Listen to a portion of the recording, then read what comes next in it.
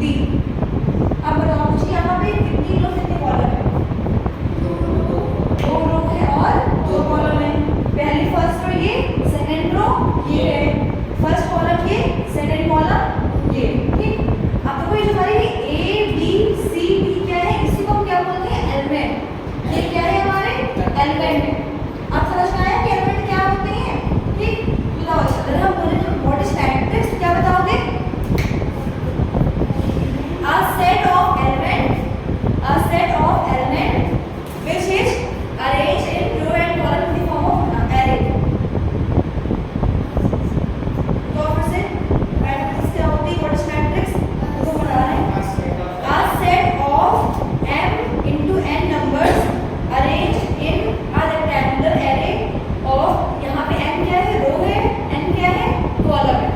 तो यहाँ पीछे होता है इसका ऑर्डर m into n, ये होता है order of matrix. m into n क्या होता है? Order of matrix.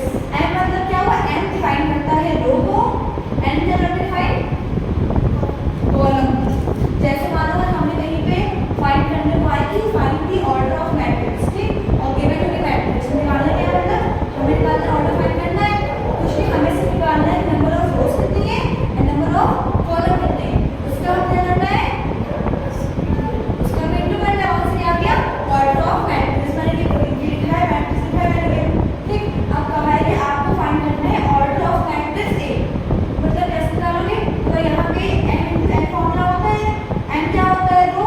n क्या होता है? कॉलम। तो रो कितनी है आपका ऑप्शन? 2। कॉलम कितने हैं? 2। कितना है हमारा? 4। ये क्या है? Order of matrix. मतलब क्या हुआ? ये दिखाता है कितने एलिमेंट हमारे पास है। एलिमेंट से अगर 4 है कि नहीं है? है, सही है ना? ऑर्डर ऑफ मैट्रिक्स समझ में आया? ऐसे क्या निकालते हैं? Order of matrix. और उस मैट्रिक्स कौन की है? सुना?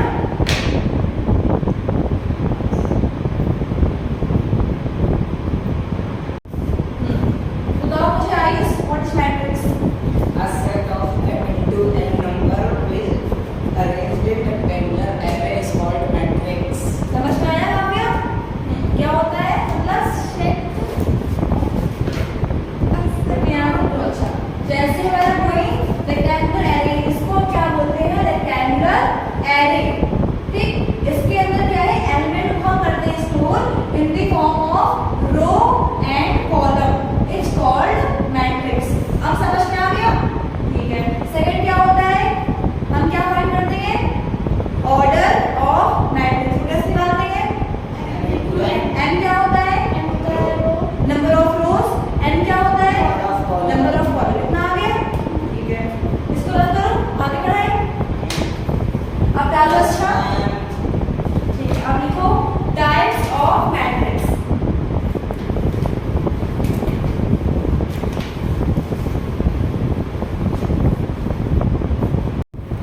अब क्या पढ़ेंगे? टाइप्स ऑफ मैट्रिक्स के। फर्स्ट टाइप क्या होता है हमारा? Horizontal matrix. हाँ, तो इसमें क्या होता है? इसमें क्या होता है? ये रो वाली मतलब ये मैट्रिक्स रो में होती है। मैट्रिक्स रो में होती है, ठीक है। वो तो कॉलम में होती है मैट्रिक्स हमारी रो कॉलम में होती है। ध्यान इसमें क्या है ना, इसको क्या करते हैं? देखो ये होता क्या है? जैसे हमने कोई मैट्रिक्स लिया, किस फॉर्म में होती है? m into n के फॉर्म में होती है मैट्रिक्स हमारी, ठीक। देखो m यहाँ पे क्या होता है? रो होता है। n क्या होता है? कॉलम होता है। और जो हमारा होता है हॉरिजॉन्टल, ठीक है, जाता है रो कॉलम, ठीक है, जाता है कुछ रो दिखाता है हमारा ये, ठीक। ये क्या होता है? अगर हमारा row number of row less than number of column है, मतलब मान लो कि हमारा m जो है लेस देन n है, उसको क्या बोलते हैं? Horizontal matrix. Number of span मैंने लिखा मैट्रिक्स 2 3 6 1 5 3, ये लिखा हमने। अब तो यहाँ कितनी रो है हमारी? 2 रो है। 2 into कॉलम कितने हमारे पास? 3, ठीक। तो यहाँ पे ध्यान दो, n कितना है हमारे पास? 2 है। और n कितना है? 3 है। यहाँ पे 2:3 है, number of rose less number of column is called horizontal matrix. समझ में आया? देखो इसको एग्जाम्पल में आगे ही लिख रही ना।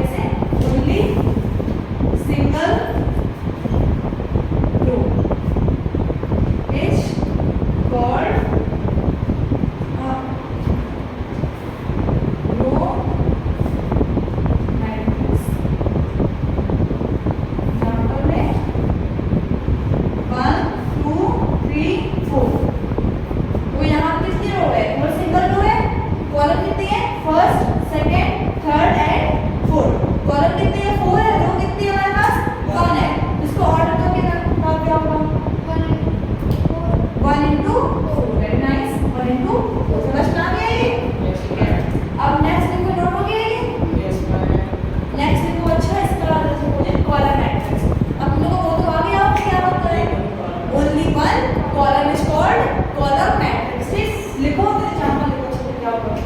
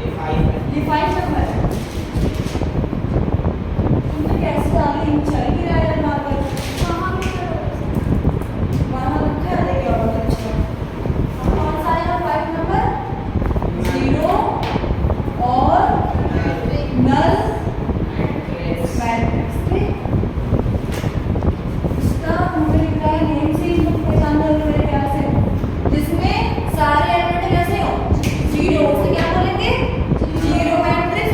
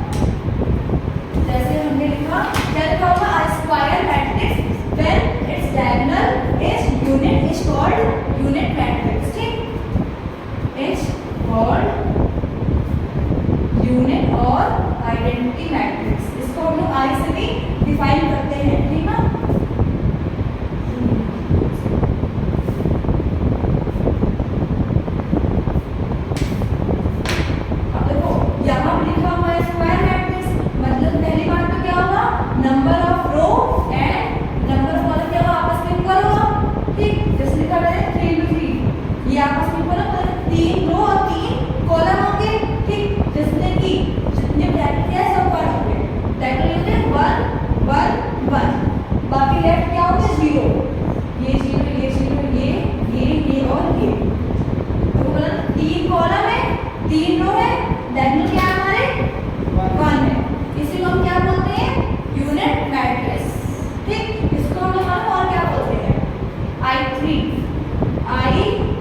I मतलब क्या होगा, आइडेंटिटी, और 3 मतलब क्या होगा, 3 नहीं बेटा, number of rose and column क्या है, 3 है। समझ में आया? अच्छा तो I3 क्या आएगा, हाँ मतलब कि अच्छा बताओ, 2 मतलब क्या होगा, नंबर ऑफ रोज बोलते हैं 2 into 2 क्या है, नंबर ऑफ रो है, और 1 यहाँ पे और 1 यहाँ पे, और सब क्या होंगे हमारे, समझ में आ गया ये? ठीक, अच्छा बताओ I4 कितना आएगा, I4 हाँ 4 into 4, ठीक है, दैट कितने होंगे, हाँ 1 1 1 1 बाकी सब 0 0 और ध्यान करना ये, तो समझ में आ गया कि हम निकाल लो ऐसे I3 I1 I2 I4, next ये नोट हो गया है, चलो इसको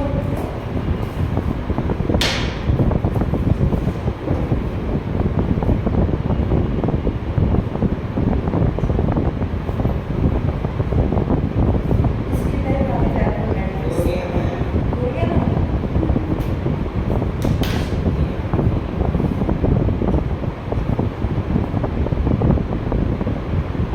अब डालो हेडिंग डायगोनल मैट्रिक्स, इसके बाद डालो हेडिंग डायगोनल मैट्रिक्स।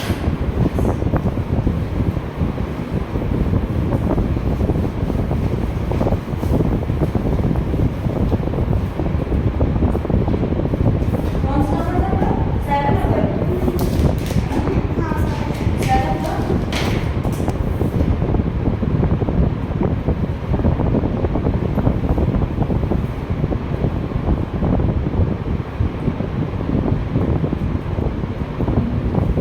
तो ये क्या होगा, next row,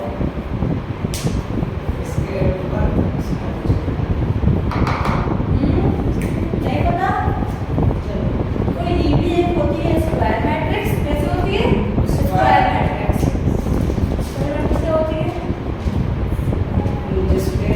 row of number of row equal number of column. अच्छा काव्या एक चीज बताओ, मैंने लिखा यहाँ पे 3 4 2 6 4 9 5 3 6 4 minus 1 2, तो ये स्क्वायर मैट्रिक्स है कि नहीं है, तो बताओ क्यों नहीं है,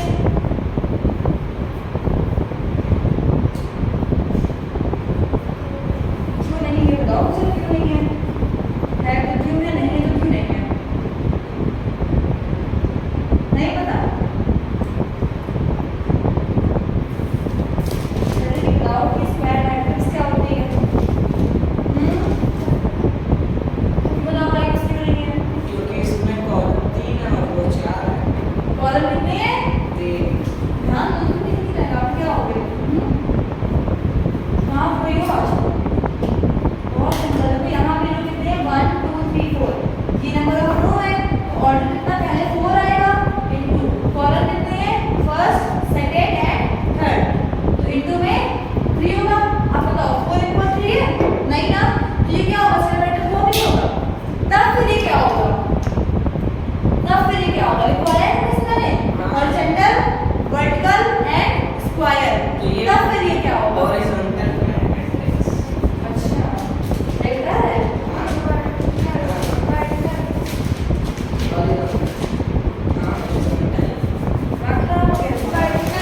वर्टिकल होगा, यहाँ पे नंबर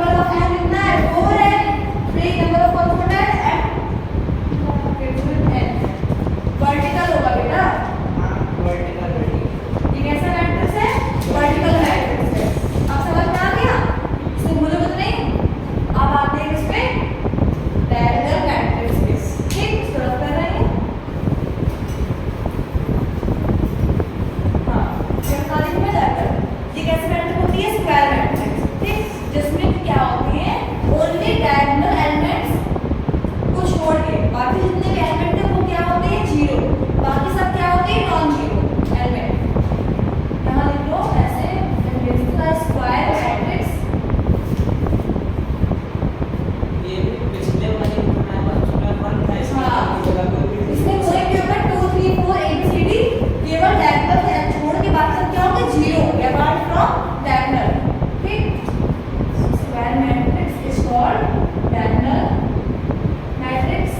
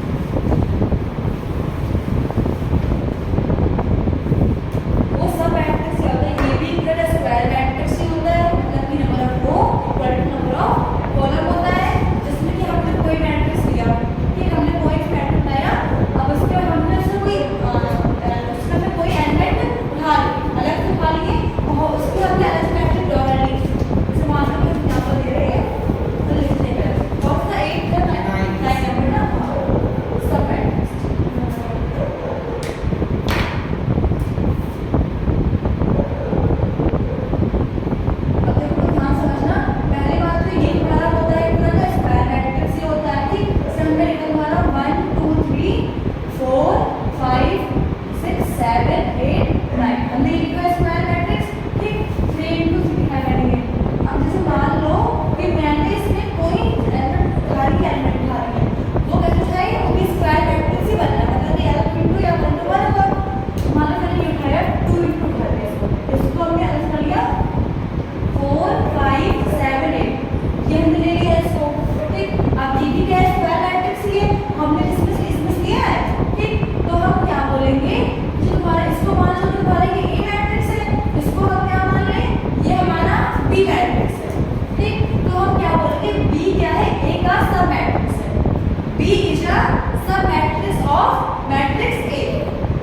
समझ में नहीं आया, मतलब कि जो मैट्रिक्स होती है उससे हमने कोई खाली एलिमेंट और जो एलिमेंट होता है उसे हम क्या बोलते हैं, सब मैट्रिक्स, ठीक। इसके बाद यहाँ लिखिए बी इज सब मैट्रिक्स ऑफ ए।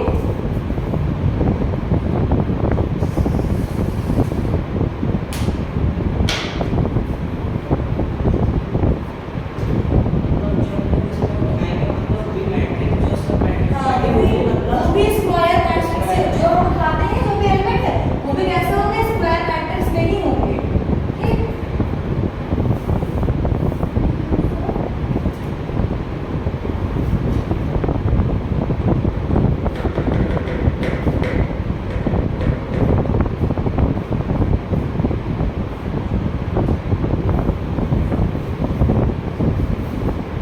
हो गया ना, रख कर दें।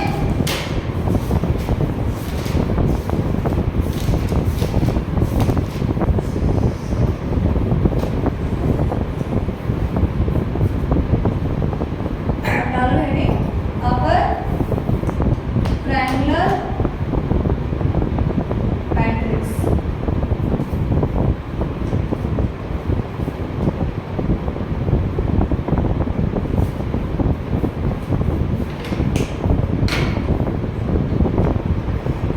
डाली हेडिंग,